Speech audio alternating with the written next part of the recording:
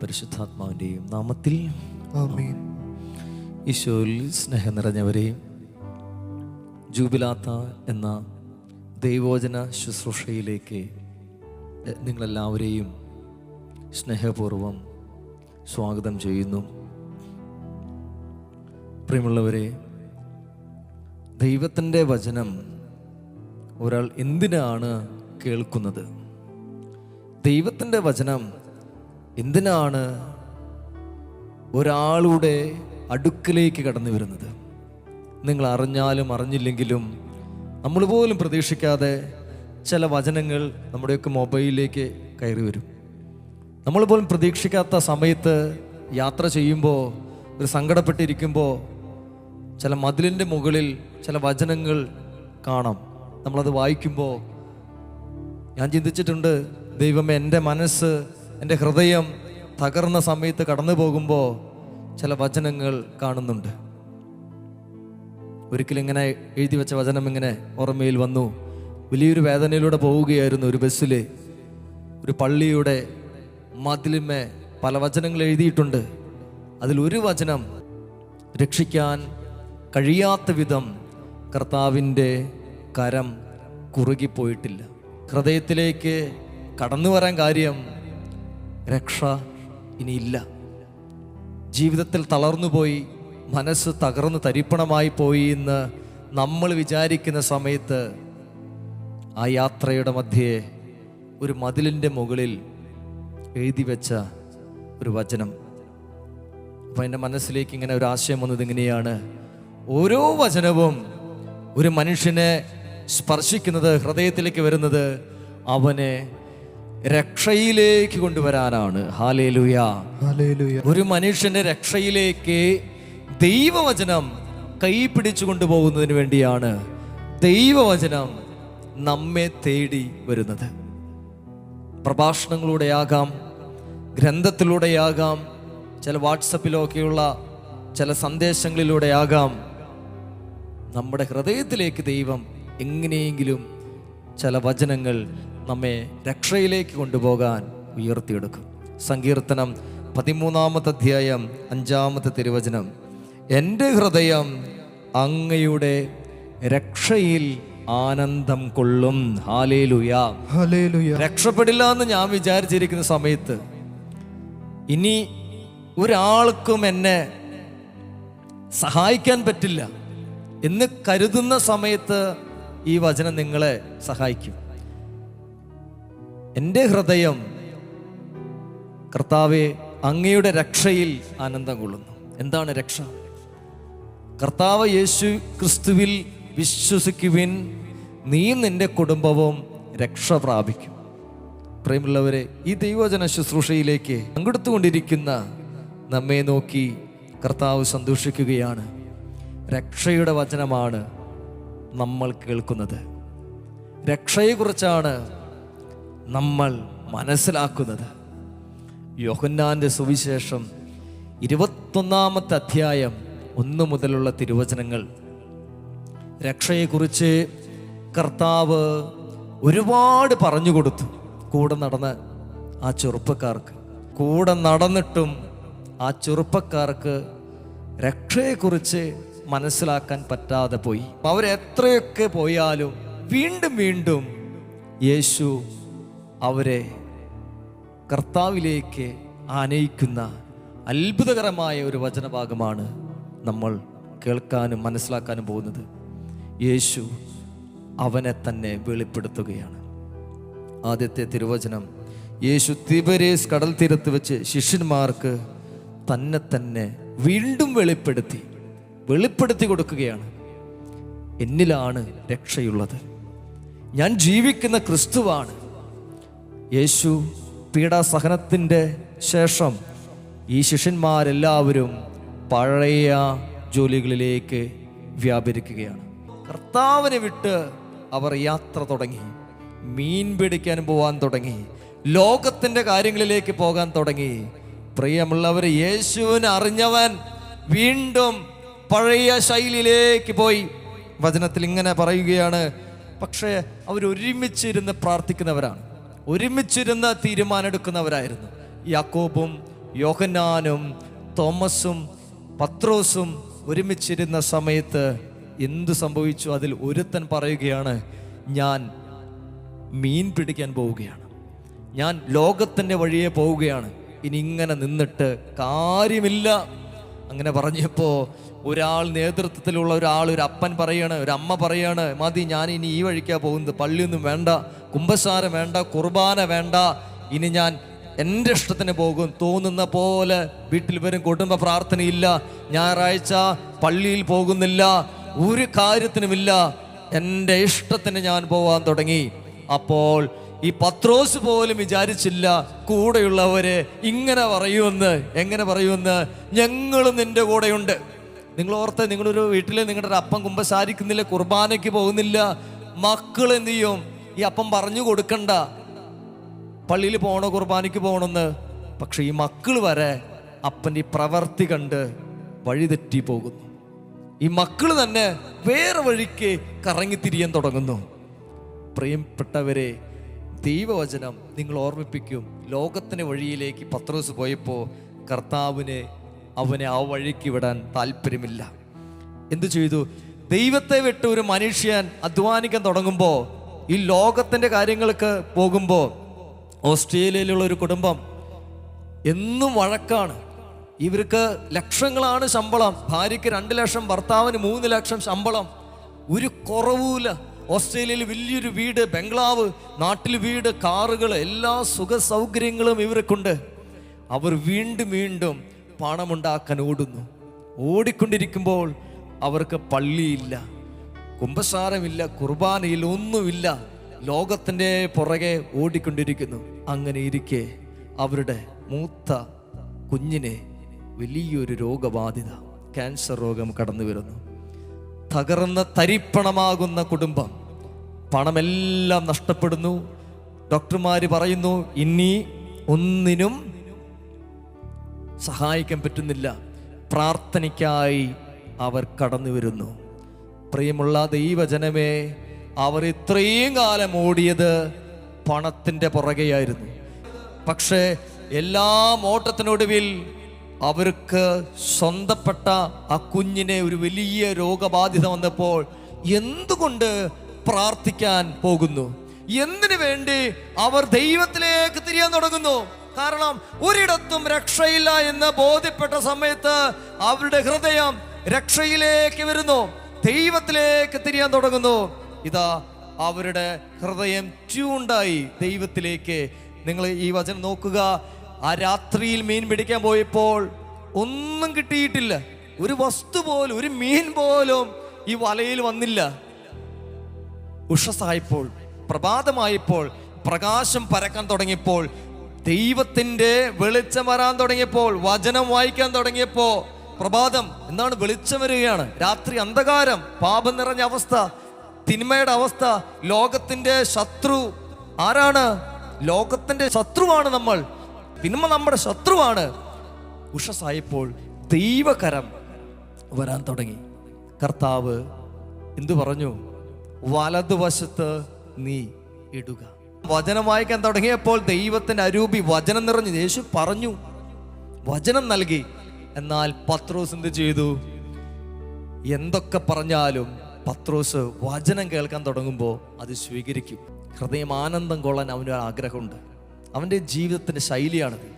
എനിക്ക് ഹൃദയത്തിൽ ആനന്ദം വേണം. യേശുവിൻ്റെ വചനം വരാൻ തുടങ്ങിയപ്പോൾ ആനന്ദം കൊണ്ടു അവൻ്റെ ഹൃദയം.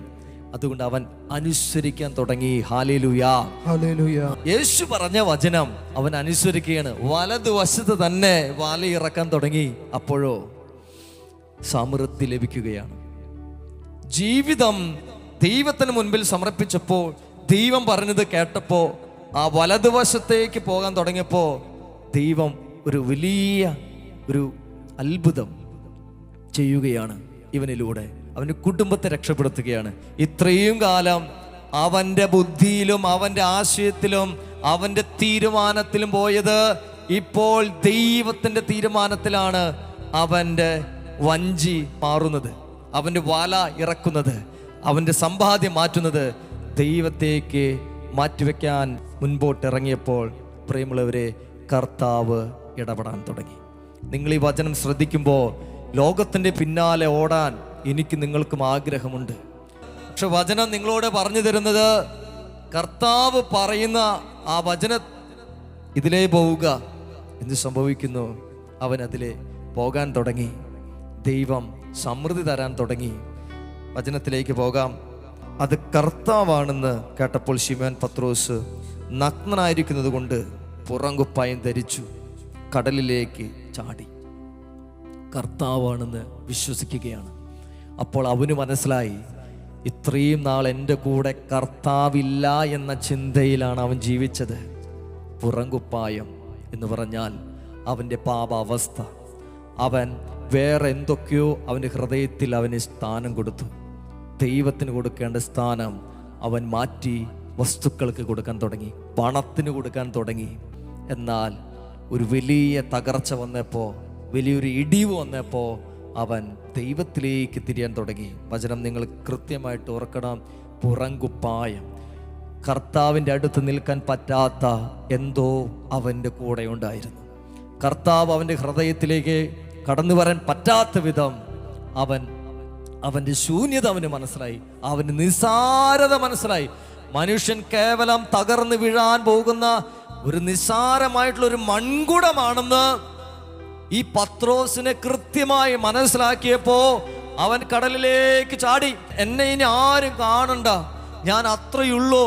ഞാൻ ഇത്രയും നാൾ എൻ്റെ ബുദ്ധിയിൽ ചിന്തിച്ചു, എൻ്റെ അഹങ്കാരത്തിൽ ഞാൻ ചിന്തിച്ചു, ഞാൻ പറഞ്ഞ കാര്യങ്ങളെല്ലാം കൃത്യമായി നടക്കും. ഞാൻ വിചാരിച്ച എനിക്ക് ഇത്രയും കഴിവുണ്ട്, ഞാൻ വലിയ സംഭവമാണ് എന്ന് കരുതിയിരുന്ന ഈ പത്രോസിനെ തെറ്റുപറ്റി. ഞാൻ നിസ്സാരനാണ്, ഒരു കഴിവുമില്ലാത്തവനാണ്, പാപിയാണ്. നിസ്സാരതയിലേക്ക് ഇറങ്ങിയ മനുഷ്യൻ കൊടുത്തു അവനെ തന്നെ. കർത്താവ് എന്താ, അവൻ്റെ നിസ്സാരത കണ്ടപ്പോൾ അവന് വേണ്ടി മീൻ കാത്തുവെച്ച് പ്രഭാത ഭക്ഷണമായിട്ടിരിക്കുന്ന യേശുവിനെ കാണാം. പ്രിയമുള്ളവരെ, പരിശുദ്ധ കുർബാനയുടെ ആരാധനയിലേക്ക് പോകുന്ന ഈ സമയത്ത് നിങ്ങൾ ഓർക്കണം, നിനക്ക് വേണ്ടി കർത്താവ് കാത്തിരിക്കുന്നുണ്ട്. എന്ത് തരാൻ? സമൃദ്ധി തരാൻ, ഐശ്വര്യം തരാൻ. നീ ഇവിടെ ഇരുന്ന് പ്രാർത്ഥിക്കുന്ന സമയത്ത് നിന്റെ കുടുംബത്തിലേക്ക് ദൈവം ഐശ്വര്യം നൽകുകയാണ്. വിശ്വസിച്ച് നിന്റെ ജീവിതത്തെ കർത്താവിന് സമർപ്പിക്കാം. പിതാവിൻ്റെയും പുത്രൻ്റെയും പരിശുദ്ധാത്മാവിൻ്റെയും നാമത്തിൽ ആമേൻ.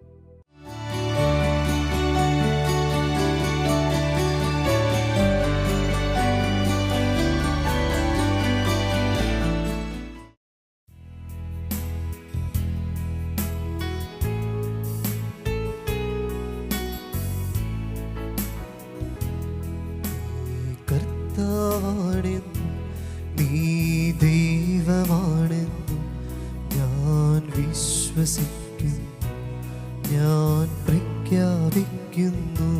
നീ കർത്താവാണെന്നും നീ ദൈവമാണെന്നും ഞാൻ വിശ്വസിക്കുന്നു, ഞാൻ പ്രഖ്യാപിക്കുന്നു. യേശുവേ രക്ഷകാ, കർത്താവേ നാഥനേ, യേശുവേ രക്ഷകാ, കർത്താവേ നാഥനേ. നീ കർത്താവാണെന്നും നീ ദൈവമാണെന്നും ഞാൻ വിശ്വസിക്കുന്നു, ഞാൻ പ്രഖ്യാപിക്കുന്നു. യേശുവേ രക്ഷകാ, കർത്താവേ നാഥനേ, യേശുവേ രക്ഷകാ, കർത്താവേ നാഥനേ.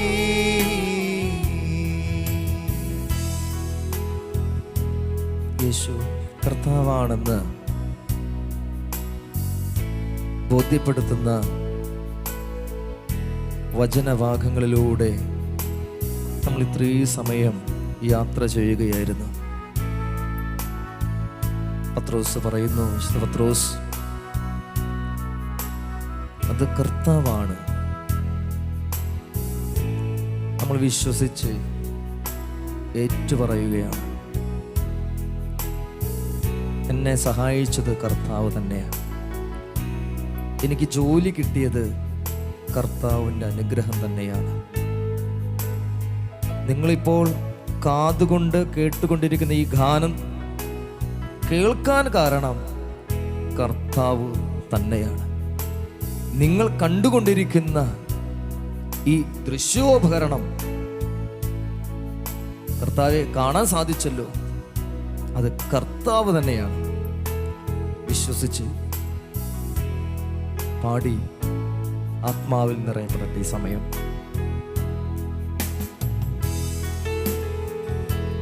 നീ സൃഷ്ടാവാണെന്നും ഈ സൃഷ്ടപ്രപഞ്ചം പാലകനാണെന്നും മുഴുവനും പാലിക്കുന്നു. ഞാൻ വിശ്വസിക്കുന്നു, ഞാൻ പ്രഖ്യാപിക്കുന്നു.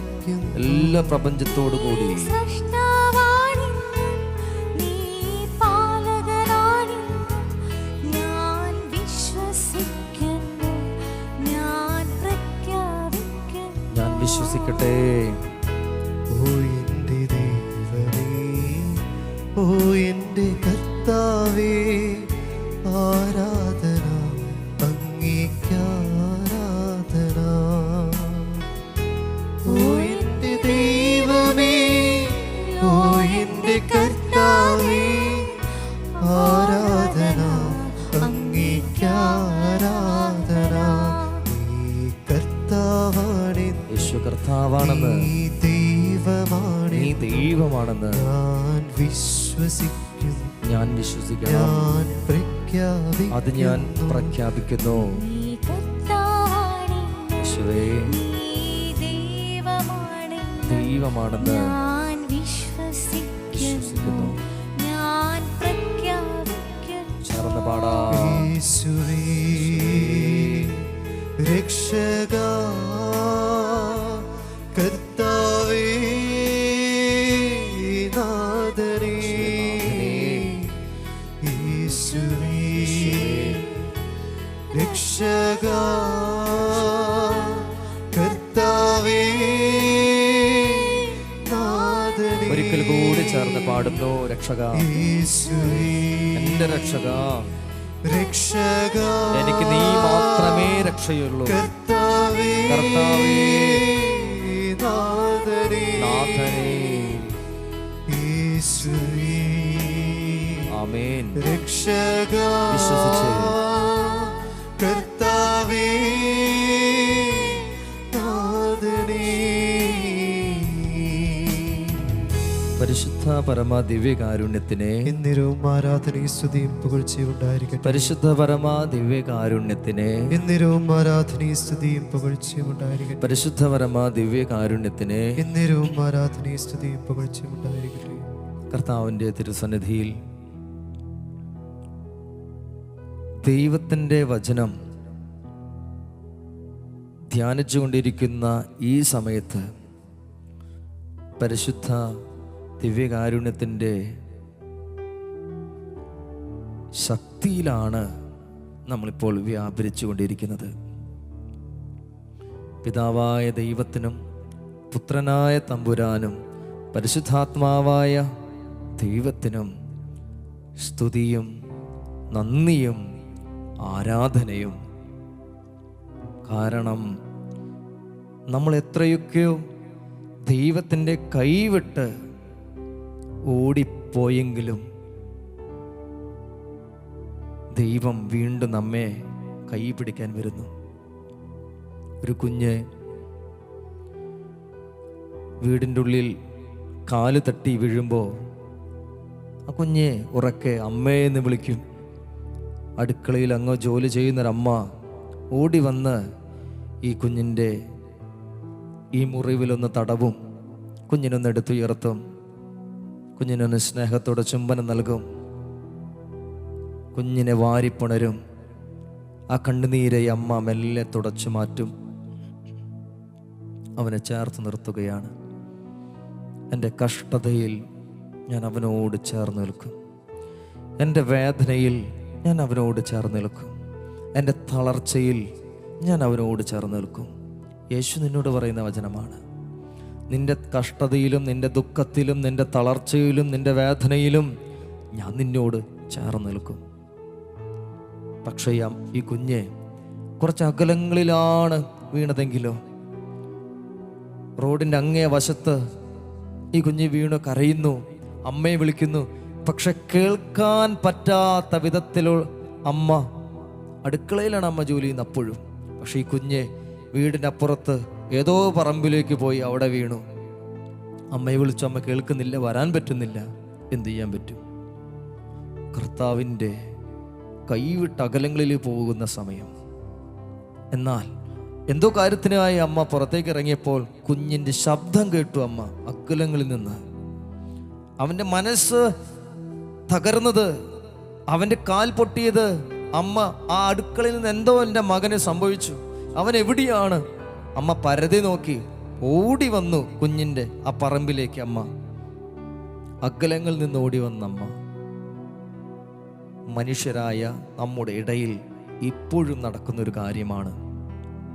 എന്നാൽ യേശുവിനെ വിട്ടുപോയ, ഇത്രയും കൂടെ 3 വർഷം എല്ലാറ്റിനും കൂടെ നിന്ന യേശു പീഡാസഹനത്തിൽ മരണത്തിൽ വന്നപ്പോ എന്ത് സംഭവിച്ചു? ഇവരെല്ലാവരും വിട്ടുപോയി, അകലങ്ങളിലേക്ക് യാത്ര ചെയ്തു,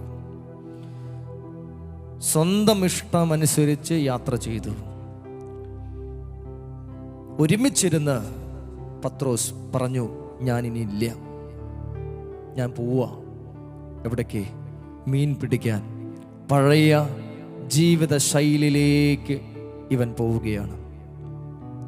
അവൻ മനസ്സിലാക്കിയില്ല, കർത്താവ് കുരിശിൽ കിടന്ന് ആണികളാൽ തറയ്ക്കപ്പെട്ടപ്പോൾ ആ മരത്തിൻ്റെ മേൽ ചിന്തപ്പെട്ടത് യേശുവിൻ്റെ രക്തമാണെന്ന് മനസ്സിലാക്കാൻ പറ്റിയില്ല, അത് കാണാനും പറ്റിയില്ല.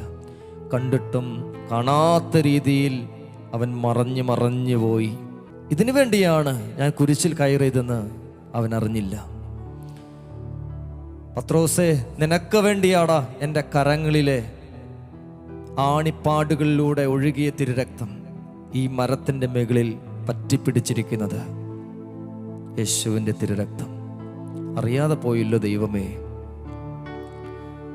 ഉത്തിതനായ കർത്താവ് ആ മുറിപ്പാട് കാണിക്കാൻ പലതവണ അവൻ്റെ മുൻപിൽ വന്നു. ഇന്നിതാ എൻ്റെയും നിങ്ങളുടെ മുൻപിൽ മുറിപ്പാടുമായി ഈശോ. നീ വിശ്വസിക്കണം, ഇത് കർത്താവാണ്. ബോധ്യം വന്നത് എപ്പോഴാണ്? ഒരുമിച്ചിരുന്ന് മണിമാളികയുടെ മേൽ പ്രാർത്ഥിക്കാൻ തുടങ്ങിയപ്പോൾ ഈ പത്രോസിന് ഒരു കാര്യം പിടുത്തം കിട്ടി. ഞാൻ തള്ളിപ്പറഞ്ഞത് ഈ തിരുരക്തത്തിന് വേണ്ടിയാണ്. എന്താണ് ഈ തിരുരക്തത്തിൻ്റെ പ്രത്യേകത? വിശുദ്ധ കുംഭസാരത്തിൽ നിന്നും കുർബാനിൽ നിന്ന് ഒഴുകുന്ന ഈ തിരുരക്തം നമ്മുടെ എല്ലാ മുറിവുകളിൽ നിന്നും സൗഖ്യം തരുകയാണ്. അപ്പൻ്റെ സ്നേഹം കിട്ടാതെ വളർന്നു വന്ന ഒരു മകനോ മകൾക്ക്, ഒരമ്മയുടെ അപ്പൻ്റെ സ്നേഹം കിട്ടാതെ വളർന്നവരെ കല്യാണം കഴിക്കാൻ നിൽക്കുന്ന സമയത്ത് അവർ വിചാരിച്ചു, എൻ്റെ അപ്പൻ്റെ അമ്മയുടെയും സ്നേഹം എൻ്റെ ഈ ജീവിത പങ്കാളി തരുമെന്ന്. നഷ്ടപ്പെട്ട ശൂന്യമായ ആ സ്നേഹം ഇവർക്ക് തരാൻ കഴിയുമെന്ന് ഇവർ വിശ്വസിച്ചു. ജീവിതം തുടങ്ങി. എന്നാൽ ഒരു ശൂന്യത, ഒരു സ്നേഹത്തിൻ്റെ ശൂന്യത അവർക്കുണ്ടായിരുന്നു. എന്നാൽ ജീവിതം തുടങ്ങിയപ്പോൾ ജീവിത പങ്കാളിയായിട്ട് കടന്നു വരുന്ന ആ വ്യക്തിക്കും ഈ ശൂന്യതയുണ്ട്, സ്നേഹത്തിൻ്റെ ശൂന്യതയുണ്ട്. അന്വേഷിച്ച് വന്നു, 2 പേർക്കും പരസ്പരം കിട്ടാതെ പോകുന്നു. ദൈവസ്നേഹത്തിൻ്റെ നിറവ്, തിരുരക്തം, മുറിവ് എല്ലാം മുറിഞ്ഞ് ഒരു പരിവായി അവരെ. ശൂന്യത മാറ്റാൻ വേണ്ടി അവർ പോയത് മനുഷ്യരിലേക്ക്. എന്നാൽ തിരുരക്തം വരാൻ തുടങ്ങുമ്പോൾ എവിടെയാണോ നിന്റെ അപ്പൻ്റെ അമ്മയുടെ സ്നേഹം നിനക്ക് നഷ്ടപ്പെട്ടത്, അവിടെ കർത്താവിൻ്റെ ആ മരക്കുരിശിൽ പറ്റിപ്പിടിച്ചിരിക്കുന്ന തിരുരക്തം നിറയാൻ തുടങ്ങുമ്പോൾ നിനക്ക് ക്ഷമിക്കാനും സഹിക്കാനും സ്നേഹിക്കാനും പരസ്പരം മനസ്സിലാക്കാനും പൊരുത്തപ്പെടാനും മറക്കാനും പൊറുക്കാനും കർത്താവ് ഇടവരുത്തുകയാണ്. തിരുരക്തം കാത്തിരുന്നത് എവിടെയാണ്? തിബേരിയസ് കടൽ തീരത്ത് യേശു കാത്തിരുന്നിട്ട് പ്രഭാത ഭക്ഷണം കൊടുക്കുന്നു. ഉഷസായപ്പോൾ കർത്താവ് ഒരുക്കി വെച്ച് കാത്തിരിക്കുകയാണ്. നിനക്ക് വേണ്ടി കർത്താവ് ഒരുക്കി വെച്ച കൃപ തിരുരക്തമാണ്. വിശുദ്ധ പൗലോസ്ലീഹ എത്രയോ പാപത്തിൻ്റെ വഴിയിലൂടെ, തെറ്റിലൂടെ കടന്നുപോയി വീണ്ടും വീണ്ടും അവൻ പറയണം, എനിക്കൊരു കുറവുണ്ട്. 3 പ്രാവശ്യം പറഞ്ഞു, നടന്നില്ലല്ലോ ദൈവമേ. എന്നാൽ യേശു അവനോട് പറഞ്ഞു, നിനക്കെൻ്റെ കൃപ മതി, നിനക്കെൻ്റെ തിരുരക്തം മതി. നിനക്കെൻ്റെ തിരുരക്തം കൊണ്ട് പാപത്തിൻ്റെ, നിൻ്റെ ഹൃദയത്തിൻ്റെ മുറിവിൽ നിന്ന് നിന്നെ രക്ഷപ്പെടുത്തും. നമ്മുടെ എല്ലാ മുറിവുകളും ഈ സമയത്ത് നിങ്ങൾ യേശുവിലേക്ക് സമർപ്പിക്കുക. നിങ്ങൾക്ക് സ്നേഹം കിട്ടാതെയോ, നിങ്ങളെ മനസ്സിലാക്കാതെയോ, നിങ്ങളെ ഒറ്റപ്പെടുത്തിയതോ, യേശുവിന് എല്ലാവരും ഒറ്റപ്പെടുത്തി. ഞാൻ ഇന്ന് മനസ്സിലാക്കുന്ന കാര്യം, എല്ലാവരും അവനെ ഒറ്റപ്പെടുത്തി, എല്ലാവരും മാറ്റി നിർത്തി. പിന്നെ എന്തുകൊണ്ടാണ് അവൻ ഈ ഒറ്റപ്പെടലിൻ്റെ ഉള്ളിലും ഈ മുറിവിൻ്റെ ഉള്ളിലും പിടിച്ചു നിൽക്കാൻ പറ്റിയത്? ദൈവത്തിൽ നിന്ന് വരുന്ന ആ സ്നേഹത്തിൽ നിന്ന്. ഇത് മനസ്സിലാക്കുന്ന പൗലോസ്ലീഹ പറഞ്ഞു, റോമ 8:35-36 തിരുവചനങ്ങളിൽ, ദൈവത്തിൻ്റെ സ്നേഹത്തിൽ നിന്ന് ആർക്കും എന്നെ വേർപ്പെടുത്താനാകില്ല. ദാരിദ്ര്യമോ രോഗമോ പീഡനമോ എന്തു വന്നാലും എന്നെ ആ സ്നേഹത്തിൽ നിന്ന് പിരിയില്ല. നമ്മുടെ എല്ലാ മുറിവുകളും സമർപ്പിച്ച് തിരുവിലാവിൽ നിന്നൊഴുകിയ തിരുരക്തം കൊണ്ട് എന്നെ കഴുകണമേ, എന്നെ വിശുദ്ധീകരിക്കണമേ. തിരുവിലാവിൽ നിന്നൊഴുകും തിരുച്ചോരത്തുള്ളിയാ എല്ലാവരും ഓർമ്മയിൽ വരുന്ന നിങ്ങളെ മാറ്റി നിർത്തിയതും വലിച്ചെറിഞ്ഞതും തള്ളിപ്പറഞ്ഞതും തിരുവിലാവിൽ ഒഴുകുന്ന തിരുരക്തം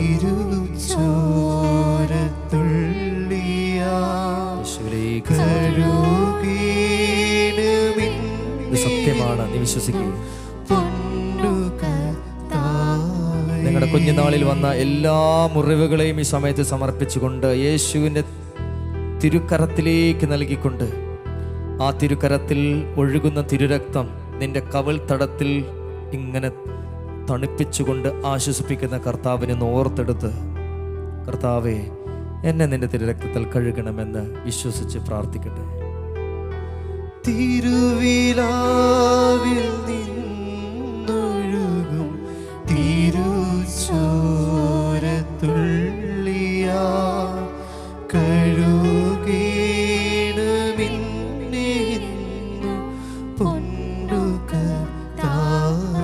ഒരിക്കൽ കൂടി ചേർന്ന് പാടാം.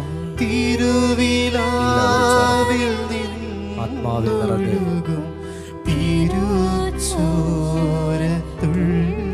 രംഗമൊന്നോർക്കുക. യേശു നിനക്ക് വേണ്ടി മരിച്ചത്